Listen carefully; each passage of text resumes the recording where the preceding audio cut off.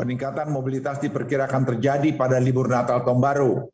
Berdasarkan hasil survei Balitbang Kemenhub, untuk wilayah Jawa Bali yang diperkirakan melakukan perjalanan sekitar 19,9 juta, sedangkan Jabodebek 4,45 juta. Mengenai hal ini, Presiden memberikan arahan tegas kepada kami semua untuk segera mengambil langkah terkait keputusan dan kebijakan mengenai hal ini dan merancang agar tidak ada peningkatan kasus akibat libur.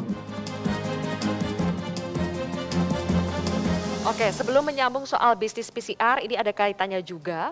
Ada wacana bahwa nanti mau diterapkan syarat tes PCR untuk moda transportasi lain selain transportasi udara. Tanggapan dari MTI seperti apa, Prof. Agus?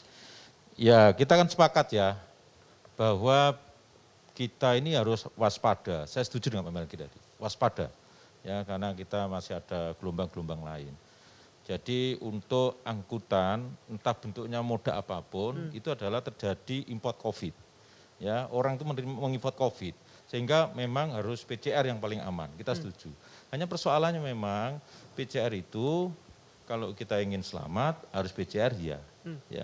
Mau naik apa saja itu saya sangat mendukung program pemerintah kalau itu mau PCR. Ya. Persoalannya adalah ya, di satu sisi, kenapa di PCR-kan supaya kita bisa menekan mobilisasi, menekan import virus, ya, supaya nanti di dalam transmisi lokal lebih aman. Itu.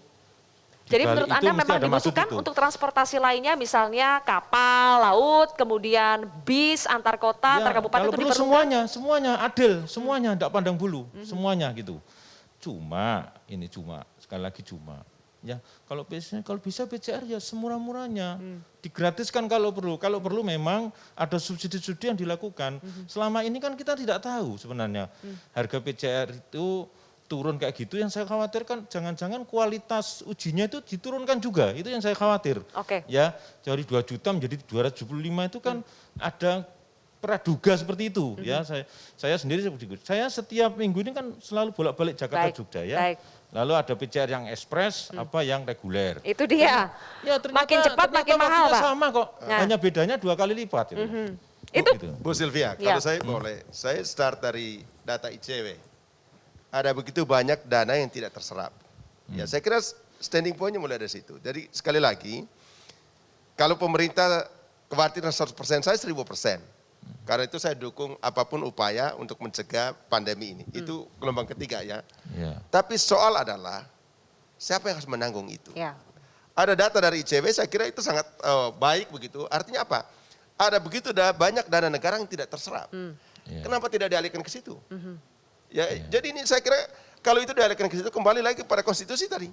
Bahwa tanggung jawab keselamatan itu adalah negara.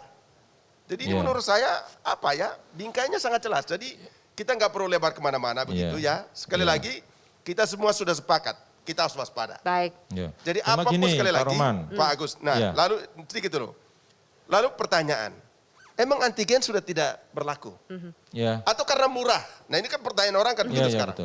Ya kan begitu. Jangan sampai itu. Nah, tapi permainan seperti itu akan terus berjalan. Sekali lagi, kalau tanggung jawab ini serahkan kepada swasta yang berdagang soal ini. Kalau dikembalikan kepada negara, apalagi banyak negara yang tidak terserap, anggaran tidak terserap, saya kira bisa dialihkan untuk itu sebetulnya ya. Prof. Agus, gimana tanggapannya? Ya begini, kita sepakat ya, PCR tetap menurut saya sih wajib ya. Meskipun sudah vaksin 2 kali? Ya walaupun vaksin 2 kali, jangan lengah kita. Walaupun vaksin 2 kali. Saya tidak ahli penyakit menular ya, tapi saya melihat gejolak dari pengaruh transportasi ini luar biasa. Karena orang itu masih banyak tidak patuh kok, di dalam pesawat masih buka masker banyak kok. Seperti Prof. Haider tadi sampaikan, betul. Cuma Prof. Haider yang paling membahayakan di bandara menurut pengamatan kami adalah justru antrian di tiketing. Itu yang luar biasa ya, yang tidak ada orang yang mengatur secara tegas di situ. Nah, kalau PCR itu dimurahkan ya, digratiskan kalau perlu, itu okupansi angkutan menjadi normal. Menjadi normal. Lalu biaya transport pun orang bisa terima daripada orang membayar PCR lebih mahal. Saya minta tanggapan dari Mas Dewangga, apakah betul kalau PCR-nya dimurahkan atau bahkan digratiskan, tidak akan muncul sebetulnya tolak petisi tes PCR untuk perjalanan udara? Kalau untuk masalah PCR harganya reasonable atau mulai makin gratis ya istilahnya ya nggak akan ada penolakan. Karena dari segi okupansi penerbangan juga mungkin bakal normal ya. Bakal naik ya. Ya betul. Mungkin seperti itu Mbak. Jadi petisinya sendiri bukan masalah kita nggak mau pakai PCR, bukan. Tapi masalah dari budget ekstra yang kita keluarkan untuk melakukan PCR, itu aja sih intinya. Oke. Tapi begini Mas, yang kita khawatirkan dari masyarakat transportasi Indonesia itu adalah kerumunan di simpul transportasi.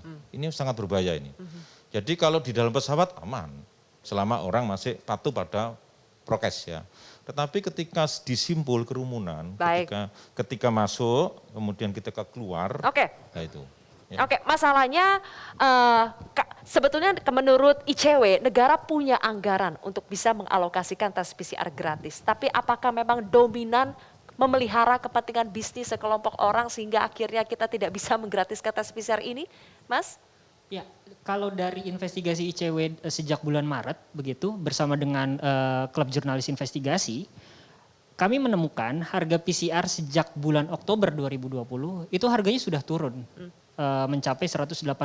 Regen ya? Regen ya. Oke. Kita ingat bahwa Oktober tahun lalu itu harganya masih 900.000. Ya. Kalau seandainya kita diberikan komponen harga oleh pemerintah, rasanya kita juga bisa melihat. Tapi kan sampai saat ini prinsip fundamental tersebut tidak pernah dijalankan oleh pemerintah. Bagaimana kemudian pemerintah tidak menyediakan.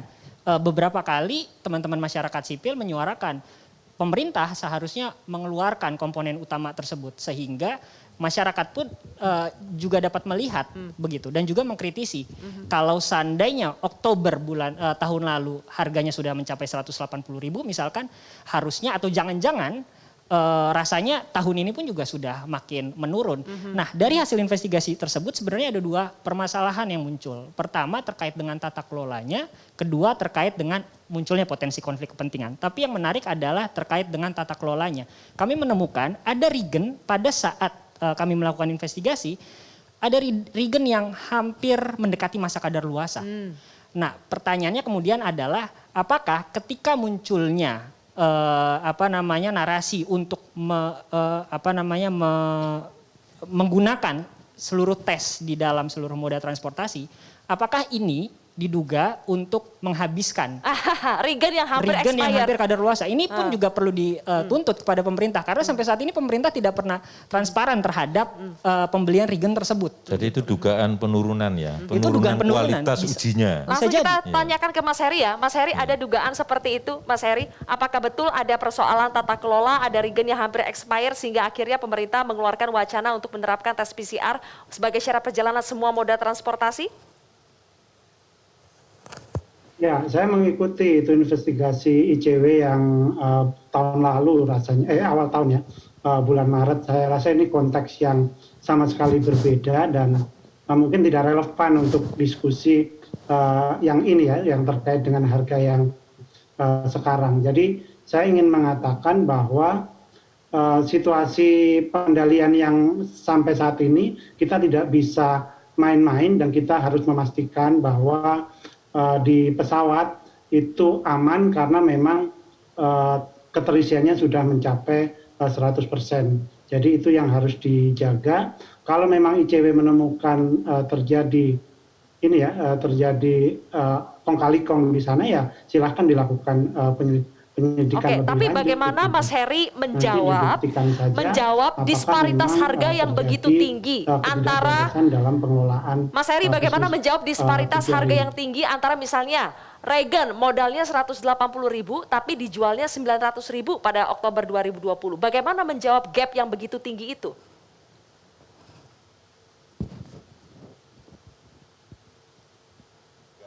Mas Heri?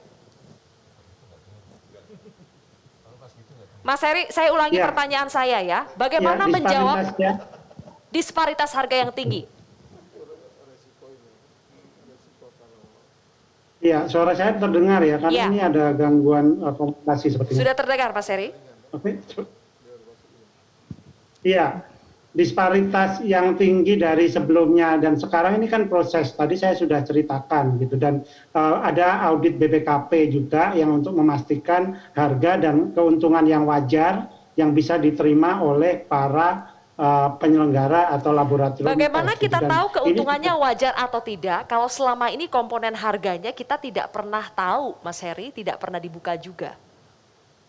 Ya, regen PCR ini Mbak Zulfia itu bukan sesuatu barang yang tunggal dan bisa disamaratakan. Itu yang pertama harus. Ada macam-macam gitu. Nanti Pak Jubair bisa membantu menjelaskan gitu.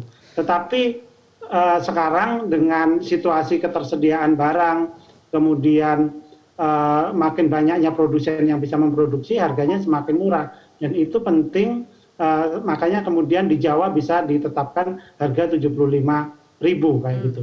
Kemudian di luar Jawa 300.000. Jadi rasanya sih ini sudah sangat mendengar pemerintah aspirasi dari masyarakat dan sekarang harga sudah diturunkan.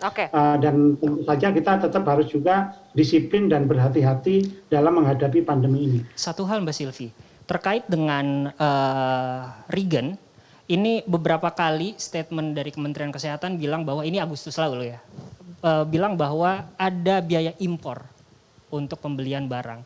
Nah tapi nyatanya Kementerian Keuangan telah memberikan insentif pajak untuk barang masuk dari luar negeri, khususnya alat-alat COVID. Catatan ICW menunjukkan bahwa insentif pajak yang diberikan khusus untuk alkes saja itu 1,6 T.